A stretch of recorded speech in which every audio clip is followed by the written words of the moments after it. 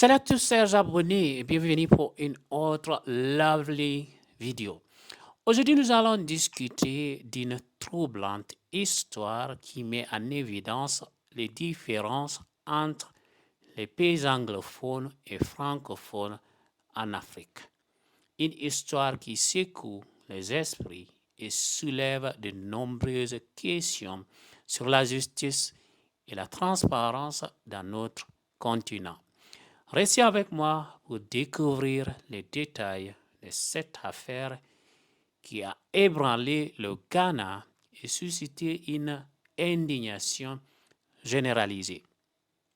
Dans les pays anglophones d'Afrique, la corruption et le vol des deniers publics sont souvent sévèrement punis, envoyant les coupables directement derrière les barreaux. Cependant, ce n'est malheureusement pas toujours le cas dans les pays francophones, où certaines personnalités haut placées semblent échapper à la justice. Prenons l'exemple de la ministre ghanéenne de l'assainissement, Cecilia Abena.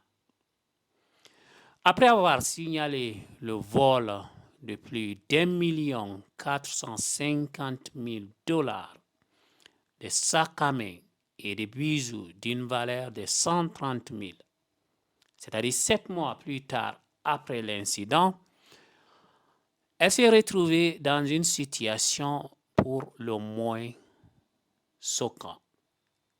Au lieu que la police l'aide après qu'elle ait porté la plainte, elle a été arrêtée par un procureur ghanéen. Le vol en question a été attribué à 2 femmes travaillant comme domestiques pour la famille de la ministre. Et cette affaire a provoqué l'indignation du peuple ghanéen qui se demande comment une ministre de la République pouvait posséder une telle somme d'argent, surtout en une période de difficultés économiques pour le pays. Et pourquoi cet argent n'était-il pas déposé dans une banque plutôt que conservé au domicile de Madame la ministre? Donc, la ministre, après 5 ans de service au ministère de l'eau et de l'assainissement, a démissionné à la suite de son arrestation par un procureur spécial chargé des allégations de corruption.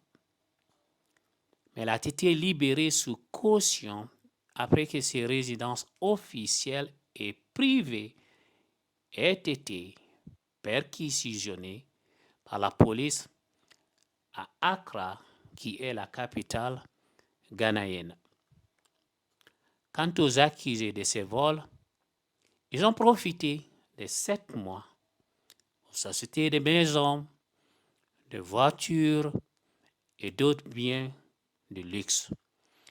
Une façon de dire à Madame la ministre, on t'a volé ce que tu nous as volé. L'argent du contribuable ghanéen appartient à tous les Ghanéens. Cette affaire met en lumière l'importance d'une justice impartiale et transparente dans nos sociétés. Les citoyens ont le droit de savoir que leurs dirigeants sont tenus responsables de leurs actes, quelle que soit leur position.